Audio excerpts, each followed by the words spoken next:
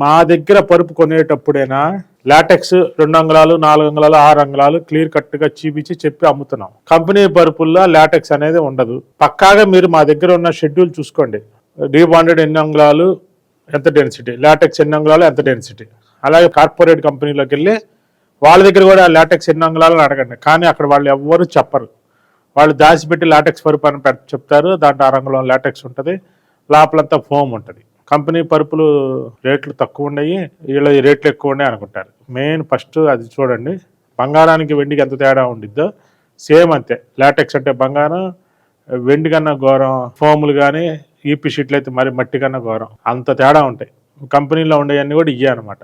Main అందువల్ల రేట్లు తేడా ఉంటుంది. ఒకవేళ లాటెక్స్ పరుపు కంపెనీ ఇస్తే మాకన్నా రేట్లు కంపల్సరీ ఎక్కువ అమ్మాల్సిందే, మస్ట్ అండ్ షుడ్. ఎందుకంటే వాళ్ళు కూడా లాటెక్స్ బయట నుంచి కొనాల్సిందే. ఏ కంపెనీ అయినా సరే కొనాల్సిందే. రబ్బర్ చెట్లు ఎక్కడైతే పండుతాయో అక్కడే ప్లాంట్ పెట్టాలి. అక్కడే రోజు గిన్నెలతో చెట్టు నుంచి రబ్బర్ పాలు తీసుకొచ్చి ఉడకపెట్టి తయారు చేసి అమ్మాలంటే కంపెనీలు అంత చెయ్యవు. మేమే లాటెక్స్ కంపెనీతో టైఅప్ అయిన వాళ్ళలో నాకు తెలిసి ఇండియాలో మేమే ఉండొచ్చు. మేము వరం లోగోతోటి వచ్చేసాం.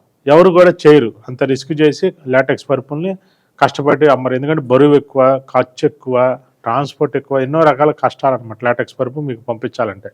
అదే ఫోమ్ పరుపులు అయితే రకరకాలుగా ఒక లారీ కెమికల్ పోస్తే 10 లారీలు వచ్చింది. అందువల్ల వాళ్ళ కంపెనీలు మొత్తం కూడా ఫోమ్ పరుపులే అమ్ముతాయి, లేకపోతే ఈపీ షీట్ పరుపులు అమ్ముతాయి. 6 పరుపు 6,000కి వచ్చింది అంటే లోపల ఈపీ షీటే ఉంటుంది. ఇంక దాంట్లో డౌటే లేదు. గ్రామ్ అంతా కూడా లాటెక్స్ ఉండదు. మీరు మెయిన్గా ఆలోచించాల్సిందే పరుపు లోపల ఏముందనేది ఫస్ట్ చూడండి.